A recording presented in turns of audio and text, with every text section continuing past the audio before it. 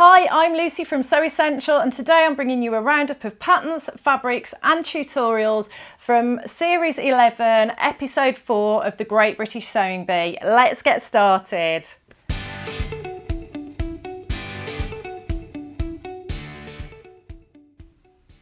So what a fun episode it was last night. All the inspiration came from Korean fashion and textiles. They had a guest judge on and it was just lovely to learn some of the history and the culture behind the garments that were made. The first one that was made was the jeogori for the pattern challenge, which was sort of like a crossover top with a long sleeve and ties. And yeah, it was just really nice to see the bees tackling that and coming up with different fabric combinations. The key sewing task that they focused on in that challenge was stitching in the ditch, which under huge time pressure is a massive challenge. I can see why some of them struggled, but you know, from the comfort of our own homes, we can really master these techniques.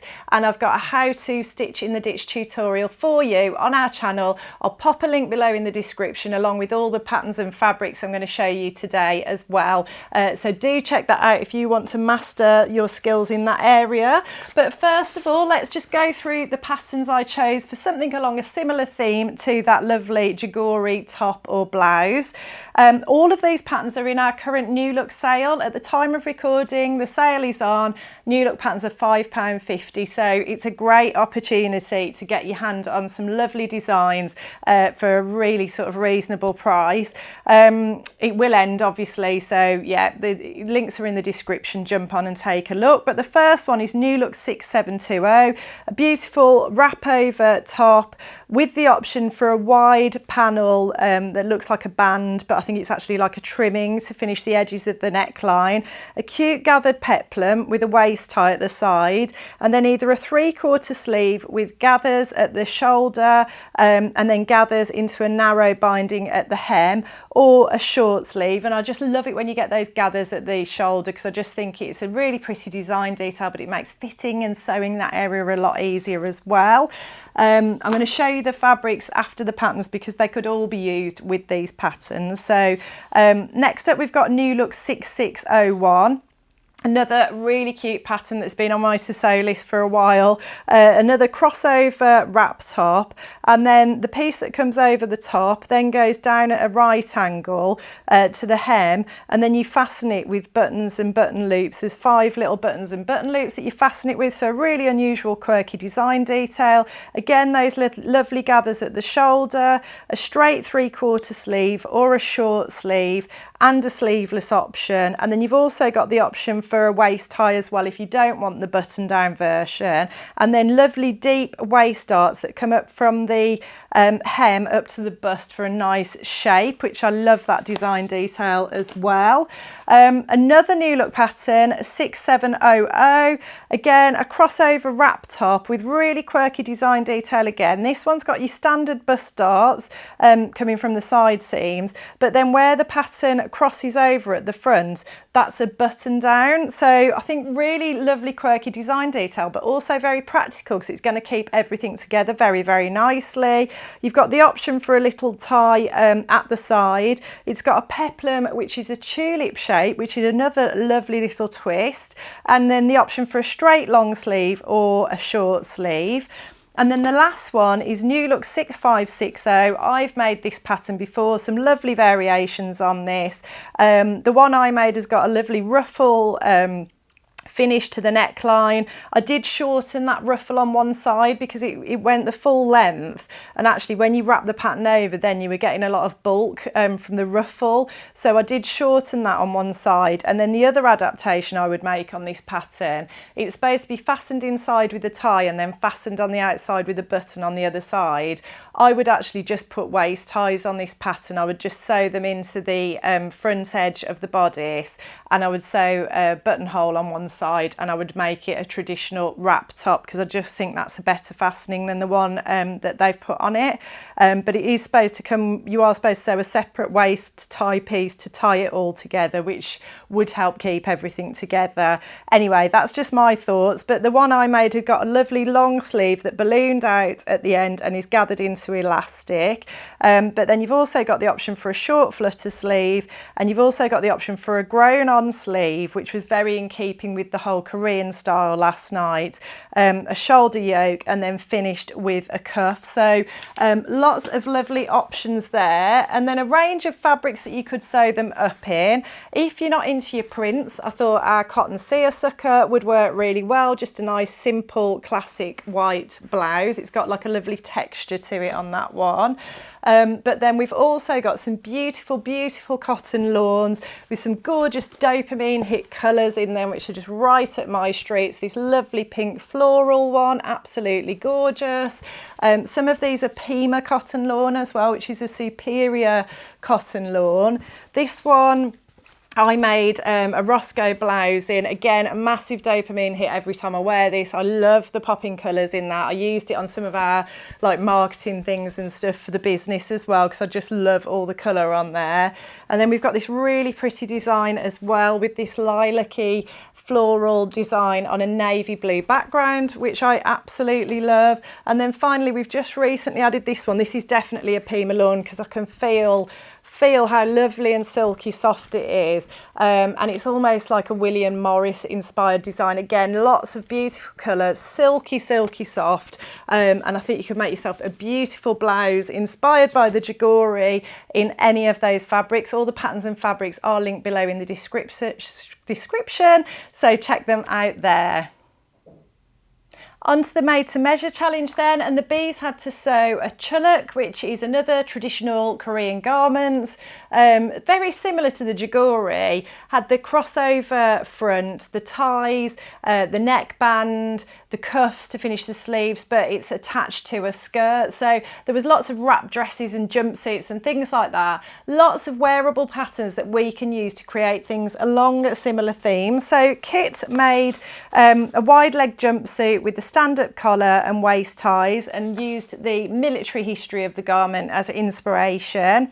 I found a jumpsuit pattern. It hasn't got the stand-up collar, but it has got the lovely wide leg. It has got the waist tie. It's got a fold-down collar and lapel. You can make it in shorts or full-length trousers, and it just looks like it'd be nice and comfortable to wear. It's got a lovely wide sleeve as well, which was in keeping with the theme of last night.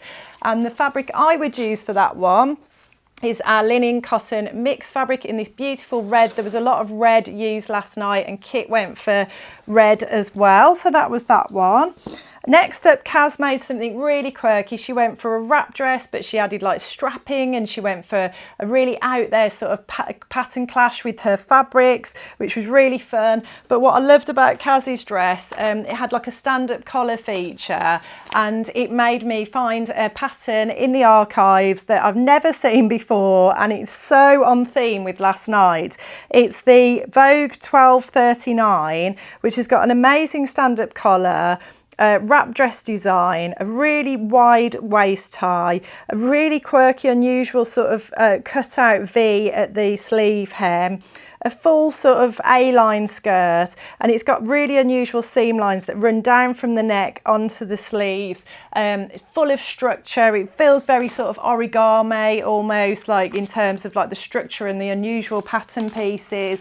And I thought that would be fantastic sewn up in this gorgeous metallic brocade fabric. You want something with a bit of structure and stiffness to it for that design to really show off that shape and structure, and I thought that would make an absolute knockout dress of epic proportions, so that was my choice for that one.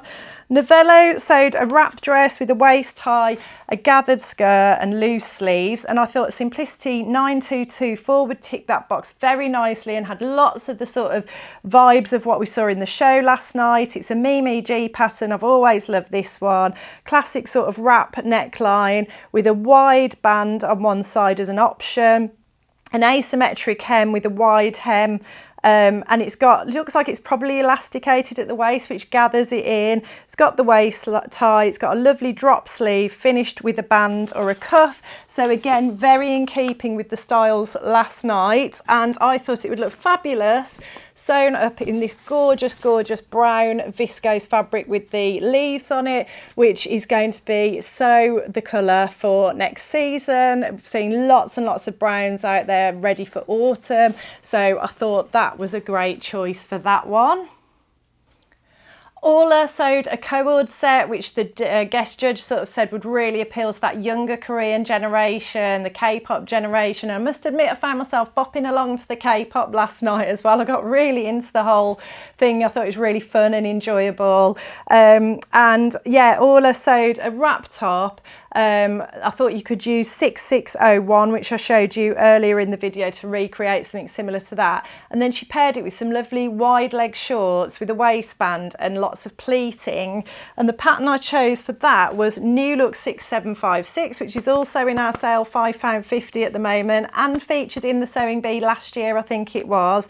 And it's a lovely pattern. It's got a nice waistband, quite heavy pleating at the front, lovely wide legs, options for shorts or trousers, and then it looks like it's finished with elastic at the back of the waist, so lovely and comfortable as well. I think it could be a great pattern to have in your collection. And I was tempted, we have got some lovely yellow linen cotton mix if you wanted to create the shorts that Orla did and the outfit that Orla did, but I also thought it looked fabulous in our navy prestige crepe, just for a classic pair of wide leg trousers for autumn winter. I thought that would work really well, so that was my choice for that one. Stuart sewed a trench coat in denim with storm flaps and lots of different details. How somebody sews a trench coat in that time, I have no idea. Well done, Stuart. What an achievement. Always been on my to sew list, always feel like, oh, I haven't got time to do that. But if I was somebody with a bit of time on my hands looking for a lovely slow sewing project for autumn, I would make Vogue 2055, which has got your classic trench coat design with a storm flap on one side. I think this might be the actual pattern that Stuart used, because he's had a storm flap on one side. I think it's got a storm flap on the back, double breasted, the classic waist belt, belts on the sleeves as well, all those lovely design details. You've got that version, but then there's also a really unusual version where the front piece extends down the back into like a sort of almost like cape-like effect at the back as well. So you could have a lot of fun with that and make something really quirky if you wanted to. I've got two options for you on that one. So I've got this indigo denim, which is a lovely sort of medium to heavyweight indigo denim. It's got a little bit of stretch in it, but not much, and it would work really well for that trench coat. But I also wanted to show you, in case you fancy having a bit of fun, we have got some leopard print denims as well. So I'm making a bomber jacket this weekend in the brown colourway, but then we've also got this lovely grey colourway as well, and if you wanted to make something a bit more unusual, I thought that would be a really nice option. Then on to Yasmin, who made a wrap dress. She made it in black, white and red, and she made detachable sleeves, taking inspiration from the traditional archery sort of theme, the military theme, where people would use it in archery, wear it during archery and detach the sleeves. You could tell she really got into the history of it and did lots of research, which was lovely. And I discovered a pattern that I haven't looked at for a long time. When I was looking at this, it hasn't got detachable sleeves, but it's another wrap dress pattern, but it's got some really quirky design details and a twist option. So it's the named patterns Hali wrap dress and jumpsuit. You've got that classic crossover at the front, bust darts and a waist tie, and then you can go for just a straight skirt, but then at the back that is actually trousers. So it's a skirt at the front, trousers at the back, for something really quirky and unusual. Or you can go for just a full skirt, and the skirt has got a really deep sort of not peplum, tier, that's the word I'm looking for. So yeah, that was my choice for that one, and I thought it would look great sewn up in our Marmaris cotton sateen fabric, because you want something with a bit of structure again for that particular pattern. Dan sewed a dress with the contrasting waist tie, hemband and cuffs and neckband, and I thought a shortened version of the Sew House 7 Wildwood wrap dress would work really well for that. And again, it's got lots of features along a similar theme to what we saw last night. So it's got a neckband, it's got grown on sleeves, the option for those to be a bit longer or cut off sort of just over the edge of the shoulder, almost like a cap sleeve sort of length, I suppose. It's got a dramatic sort of waist tie and then a slightly asymmetric hem as well. Really lovely, unusual, quirky design details on that one. And it does say that view A can be sewn up in something lovely and fluid, and I thought our gorgeous lyocell fabric, I've got more of this downstairs because we've reordered this one. You've all loved it so much. It's silky soft, beautiful colours. I thought that would make a fabulous, fabulous wrap dress. So that was my choice for that one. Jess made a floor length dress with waist pleats, contrasting neckband and waist ties. One of my all-time favourite Vogue patterns, 2024, came out of the archives for this one. So many quirky design details on this. It is that sort of crossover wrap dress. It's got a fold down collar. It's got an exaggerated big lapel on one side and a smaller one on the other side. It's got some buttons down the front of the skirt. I think the sleeves are grown on. It's got a yoke at the back, and then the skirt at the back is really heavily pleated. So just really, really unusual design details on that one. It says you can sew it up in things like silk crepe de chine, so I thought, well, why wouldn't you go for some absolutely amazing fabric, a real statement fabric? And I chose this Icovero satin viscose fabric that we've got. It's a Fabric Godmother one. Quality's insane. It's silky soft, beautiful, and that print is just so gorgeous. So that was my choice for that one. And then finally, Gaynor sewed a wrap dress with a neckband, waist ties and a knee-length pleated skirt again, and I loved it. She said, oh, my husband said it's the best thing I've ever sewn, and I just loved it when she said that, because I think it's so nice when people give you compliments on what you've made, and I love hearing from our customers as well when you tell us what you've made and I can see you're really proud of it, or you share photos with us. It's just such a great feeling seeing people get that joy from sewing. So thank you for all of you for doing that. It gives me a massive buzz. But yeah, the pattern I would use for that one is Vogue 1777. Another one that I absolutely love. Crossover wrap dress detail at the top, fold down collar and lapels, grown on sleeve with a cuff, and then a skirt that's quite heavily sort of box pleated at the front. So you could recreate something very similar to Gaynor's dress. It might even be the same pattern. I can't remember the exact details of Gaynor's, but I would shamefully copy the pattern packet with this lovely prestige crepe in ivory for that one. So don't forget to check out the links below to the patterns and the fabrics and my tutorial. I hope you're enjoying the series as much as I am. It's been brilliant so far, and if you like what you see today, please like and subscribe, and I'll look forward to seeing you next time.